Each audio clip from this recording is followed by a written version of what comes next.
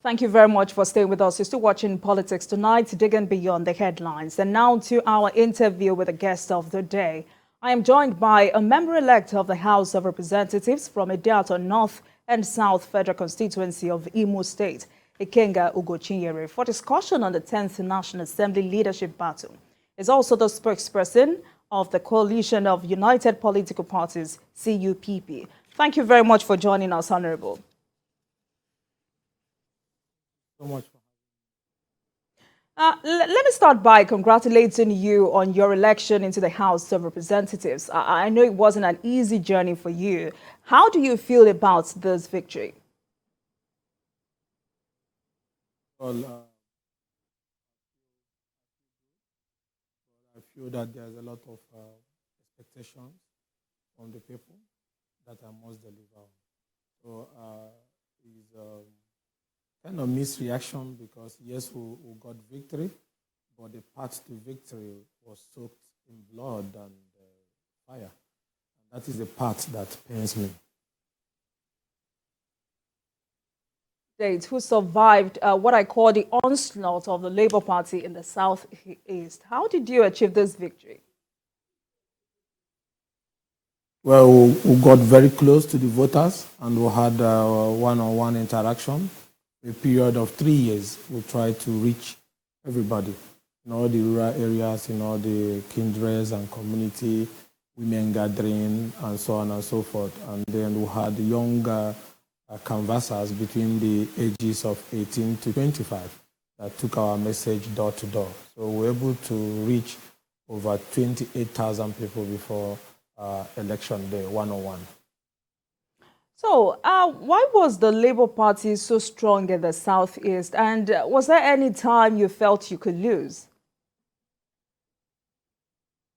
Because it was a movement, we were concerned and worried because it's not just about Labour Party, it's about decades of feeling of marginalization and lack of proper integration and inability of different political parties to keep to their promise to people from the Southeast. So, and also the burning desire to also have a new Nigeria, where they will also be included.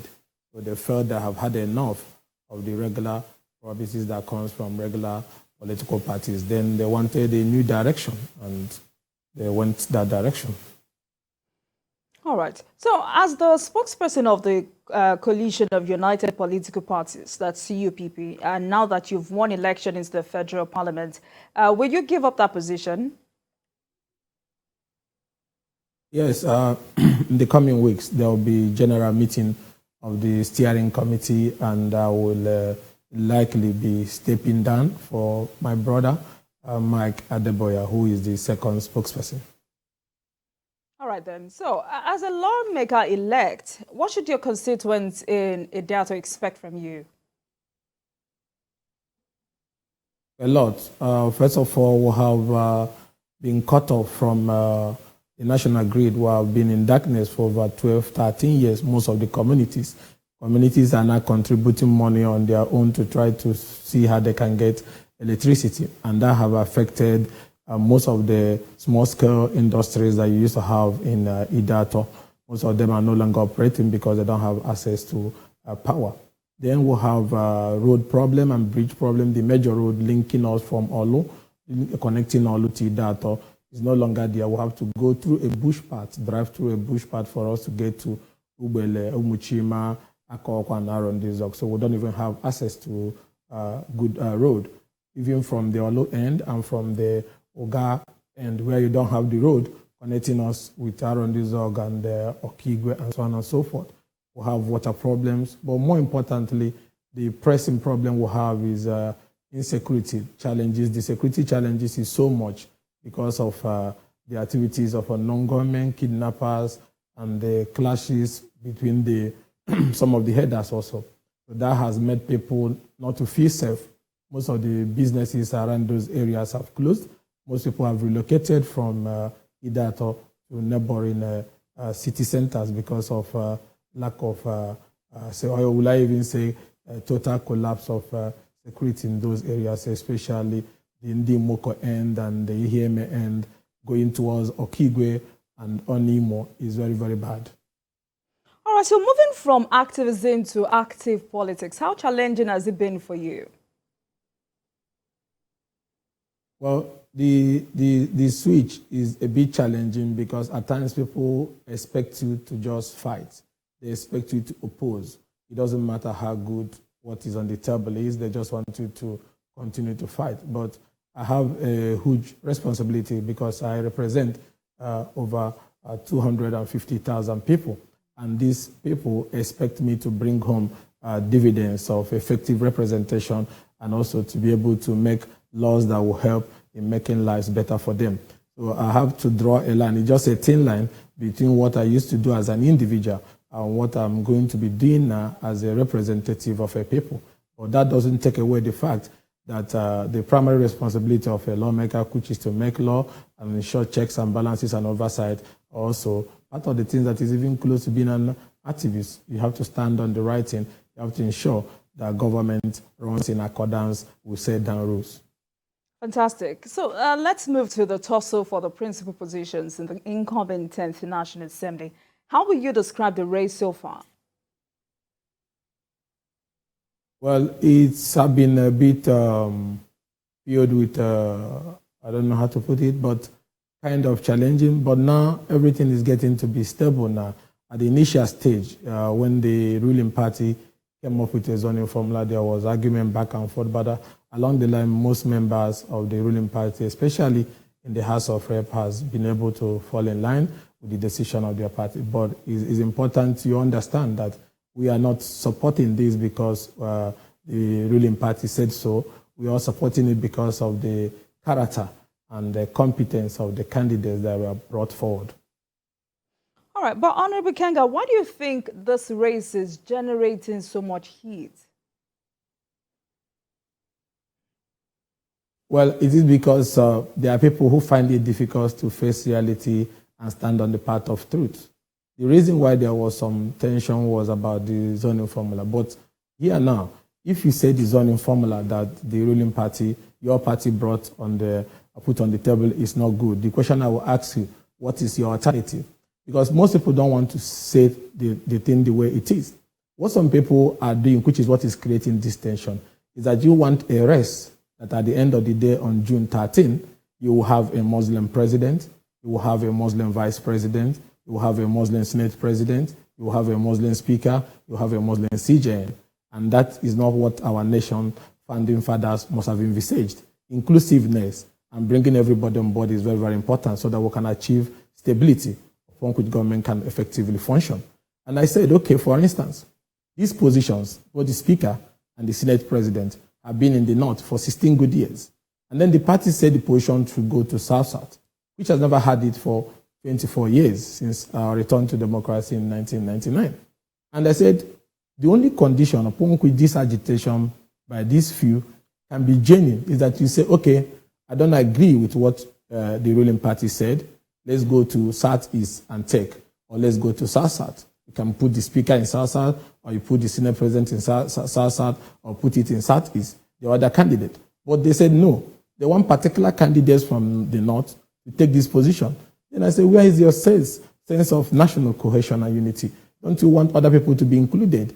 You want to take it all? Why not allow it the way it is? And if you don't like it the way it is, why don't make adjustment? And that is why this whole disagreement, that's where it's coming from. But majority of lawmakers, cut across all political divide, have come to see the need for national stability, cohesion, and inclusiveness. And that is why you see, especially in the House of Representatives, that over 220 lawmakers cut across both the APC, the PDP, the NMPP, APGA, Labour Party, are all supporting Tajuddin Abbas and Benjamin Kalu for the post of Speaker and Deputy Speaker. All right, but from your point of view, is zoning bad?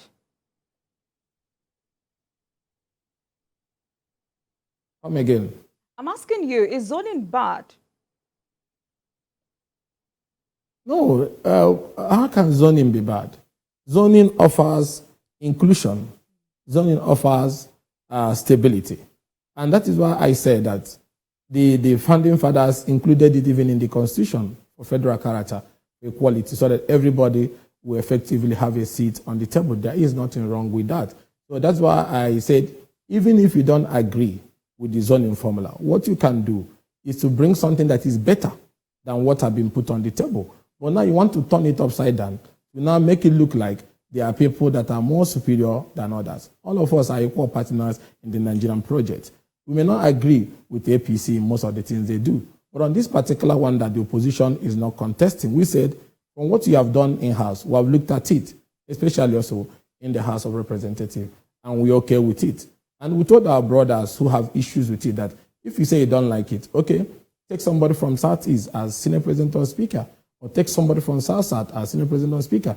And they said no, they want to take it to themselves. I said, then this struggle is not rooted in justice, fairness, and inclusion. It's about people's selfish agenda, people who want to capture the parliament. There is no people-driven interest around it, and that is why majority of lawmakers are not supporting that. And most of our colleagues are even thinking with the idea of it is high time we have implement the recommendation of the political conference of 2006 that recommended the principle of rotational presidency and governorship in the executive, both the federal and the state level, to ensure equity and fairness among all partners in the Nigerian project. So zoning, there's nothing wrong with it. It's actually part of the reason why you are having serious problem in PDP and other political parties, because people feel if you cannot include them, it means you don't want them.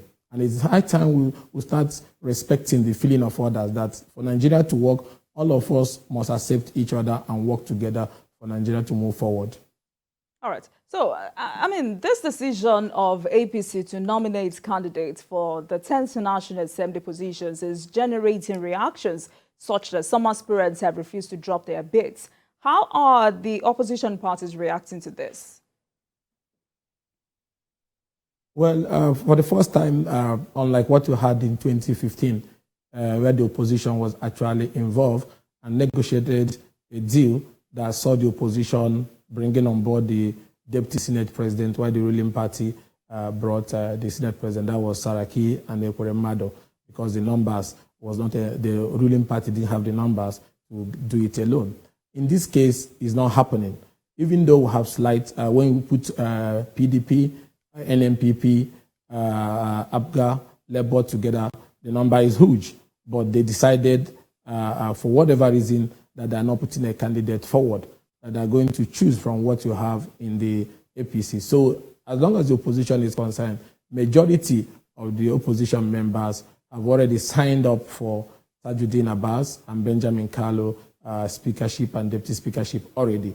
So there is nothing like you're not going to have a kind of rumble or something. I'm a key figure in the opposition, and I can tell you categorically that majority of the opposition lawmakers have signed up for Tajuddin and Benjamin Kalu. So there's not going to be any kind of division or crisis that is going to create any tension. And most of the candidates that I guess you're talking about the G7, most of the candidates aspirants there have also started reaching out to Tajuddin Abbas. Eventually, in the coming days, you will see a lot of them stepping down. Almost about 4 or 5 before the last 2-3 weeks have stepped down. Even in the deputy speakership, Professor Julius Iwembre have stepped down for Benjamin, and about 2 others have also stepped down. Dodogo, as you are aware, and other ones have also stepped down for Tajuddin Abbas. And they're also reaching out to the remaining 4 or 5 who are eventually, one has also dropped her bid for speakership as well. So most of them, at the end of the day, are going to the part of national stability and inclusion, and also step down so that we can move forward. What is important that you understand is not about what the APC said, it's about the candidates that is on the table. Their character, their competence, their acceptability is what is selling them to the opposition. All right, so talking about moving forward, what is the way forward to ensure unanimity? Well, it's all about engagement, diplomacy, but also continue to expand the conversation, which is currently going on even as we are talking now. There are meetings going on in Asokoro where some of them are locked up in meeting for them to be able to form a unity, so that when we walk in on June 13, there may not be a contest. It will end up being a consensus. And most of the candidates are also queuing in. And for us to achieve that, there will be give and take. Some of these people have also been in this race for a long time. They have reached out to people, they have followers and so on and so forth. There must be a way to also bring them on board, engage them, and also make some concessions that will not hurt the general growth of the parliament and inclusion of other people who have also stood in support of this project. So I can tell you that the unity will come. The most important thing is the task that is ahead.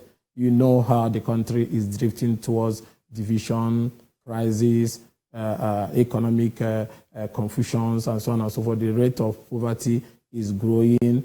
Insecurity is everywhere, almost 28 states in the country. There is urgent need for the parliament to get to business and use the instrument of the parliament to solve compelling national problems that will help to create more jobs, that will create enabling environment for businesses, especially small-scale businesses, to thrive, that will help to foster the bridge for unity and oneness. And also, more importantly, to make the federation to be truly federal and run efficiently. These things are more important, and this is what the parliament is all about. Because if you remember in 1778, when the revolution happened in France, the coming of the word National Assembly was about this financial crisis, this economic crisis, the people were losing faith in government, that led to that revolution that brought about what you have today as National Assembly in 1789. So we don't want this kind of crisis to happen. That is why the parliament, the 10th NAS, is going to get down to business to solve some of these problems. But some of the lawmakers argued that the APC cannot impose leaders on the National Assembly. How will you react to this? But they are not imposing on anybody.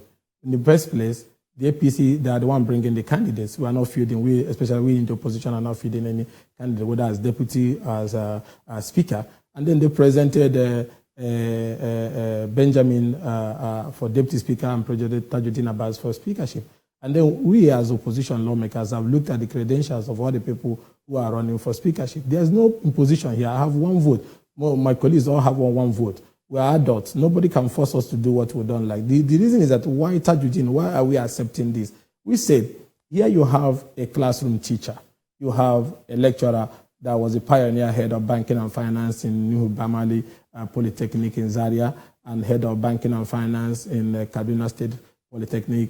Rose to become the general manager of Just Division of British Tobacco Company, and then later on became a member of the House of Representatives. That was in 2015, 2011 under CPC, 2015 under APC, and 2019 under APC. And then he was House Committee Chairman on Solid Minerals, Deputy Chairman on Legislative Compliance, and then House Committee Chairman on Land Transport, where he helped the Transport Ministry to get the needed legislative support with which we have most of the rail line that is running in Nigeria today. And then you have a man that the primary responsibility of a lawmaker, which is to make law, he has fulfilled it 1,000%. This is the only man today that has sponsored 74 bills. He had 43 in the 8th National Assembly, and then 74 in this 9th Assembly that is end. If you put it together, over 100 and something bills by Tajuddin Abbas. And then 21 of these bills have been signed into law by the president. Same with his deputy, Benjamin Carlo, a lawyer, who has sponsored 43 bills and over 2 have been signed into law. So are you not going to say because I'm in opposition, I look at somebody who has not moved one bill, one motion, and I say I will follow him just to prove that I'm in opposition, that I want to oppose? Or should I follow the person that have sat, attended sittings, moved 74 bills, total of 100 and something when you put 8 and 9 together, the session together, and his deputy that has moved over 43 bills? And in that case, they understand the intricacies of the lawmaking process. They can effectively preside. You have Benjamin Carlo, who is a lawyer by profession, and most of the job of the deputy speaker is like the administrative head of the parliament, in charge of even the Constitution Amendment Committee, and he's a lawyer. That makes the job easy. So if somebody can have 74 bills and over 21 have been signed into law, and then you say I should not follow him, I should follow somebody who has not moved one motion, one bill to his name, I don't agree to that, because we cannot continue to overlook the primary responsibility of a legislator and then continue to focus more on running from one ministry to the other. That is not the major work of a lawmaker. is for you to sit in Jemba, make good laws, effectively represent, oversight, and so on and so forth, and speak for your people. So because of that, we agree that his candidature is the best among the people that is running presently. And apart from that, there is something about his humility that you cannot resist. He's accessible. You can call him anytime. He will answer you. And that's what members. I cannot be a lawmaker and I call my colleague and he cannot take my phone call because we are equals. Every federal constituency is the same and we are representing the people. So that accessibility is very important for us to be able to deliver on our work. And that, apart from that also, you need to understand that when you put all these people together and you look at their character, their competence, their history, their achievements, there's nobody among them, with all due respect to my colleagues who are running, that is better than Tajuddin Abbas and Benjamin Kalu. And I have to do this. I have a strong opposition background. But I say, should I, because I'm in opposition, I should not pounce on them, ignoring these fantastic qualities and achievements that they have. I have to look at it from a mature angle. And I said, we are going to support them. And we have sat down with them and said, this support does not mean that we are going to be serving dinner at the table of the executive. Any moment you fail in discharging your responsibility as a lawmaker, and then you want to deliver the executive on the dinner plate of the executive, we will have issues with you. But we want a harmonious working relationship with the executive so that we can be able to deliver on what our people need. It's not about fighting. It's about making Nigeria to work. But when people that are in the Nigerian project are not playing in accordance with the rule, the parliament will come in to save the day. But for now, let's have a leadership that can carry everybody along. For the first time in history, 80% of people in different political parties, in NNPP, in Labour Party, in PDP, in YPP, in ADC, are supporting Tajuddin Abbas and Benjamin Kalu. You can see that they are acceptable across all board. It's not even an issue of where you come from or which party you belong to. Among all the people running, majority of the members, over 220 as I speak to you now, have agreed to vote for the duo come June 13.